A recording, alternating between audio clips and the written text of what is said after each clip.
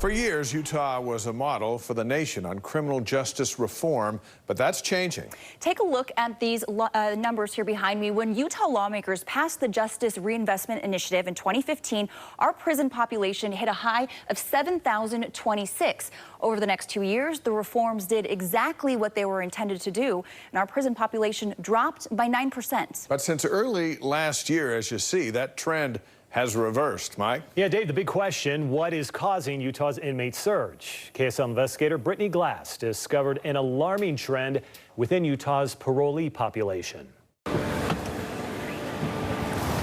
Agent Andrew Burdine. My mom was on probation. Always had an interest in law enforcement. I kind of grew up similar to how a lot of my probationers did, in homes that are full of drugs and, parents that aren't really there. See inside the bedroom. Working in adult probation and parole allows Burdine to help others break the cycle. I've got 70 people on my caseload, and I know all of them. I know what their triggers are. Go ahead and show me around the place. But knowing them leads to disappointment when they experience setbacks. But unfortunately, that's one of the possibilities when you're dealing with somebody who's addicted to drugs. Why do I smell marijuana? Gotta figure it out, man. You're too close. You're almost done.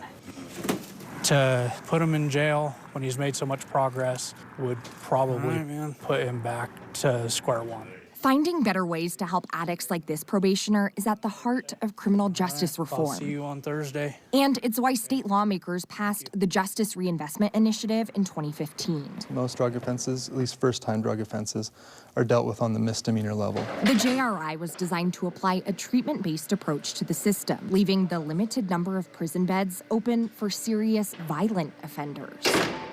It did just that for 2 years. Utah saw a steady decline in the number of prison inmates, but early last year, that trend changed. So we're seeing more people returning to prison on technical violations and on new crimes that are nonviolent petty crimes, mainly drug use.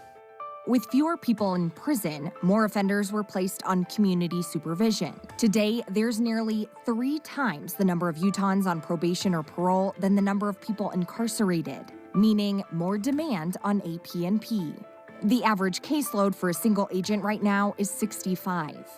Currently, there's just 300 agents assigned to work with the almost 19,000 Utahns on parole or probation, which means these law enforcement officers are overworked. With a workload like that, is it even possible to get it all done?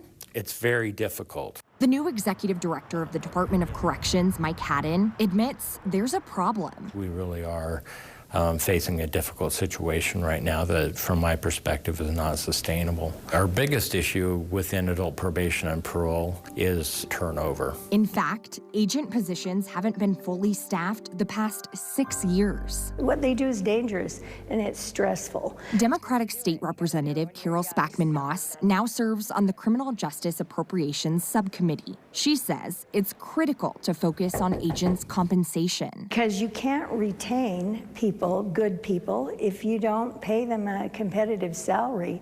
You have to wonder, if every AP&P agent had more time and attention to give, could probationers be more successful and sooner? And we want to see people get better. We don't want to see reoffenders. People like Chad Nielsen, who was addicted to heroin for 5 years. In the thralls of my addiction, I overdosed 4 times. I'm kind of nervous for school. Nielsen was constantly in and out of jail. His mugshots cover a poster board.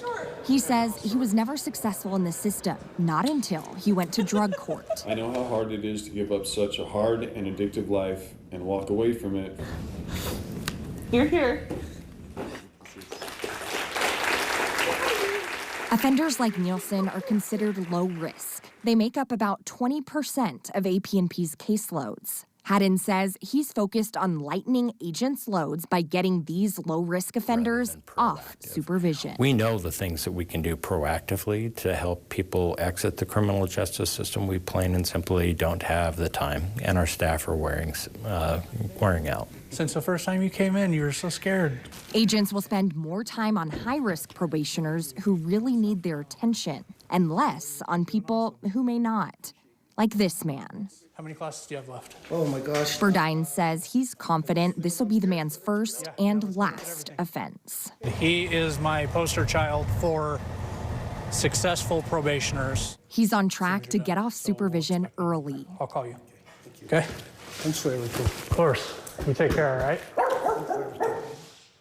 The bottom line here is if we can improve people's success on probation and parole, everyone wins. Offenders, AP&P, our prison population should stabilize, and public safety should improve as well. So the bottom line is something's got to give. Something has to change. Yeah, sometimes things look good on paper, and then in reality, they just aren't. Exactly. Too many problems. Yep. All right. Thanks, Brittany.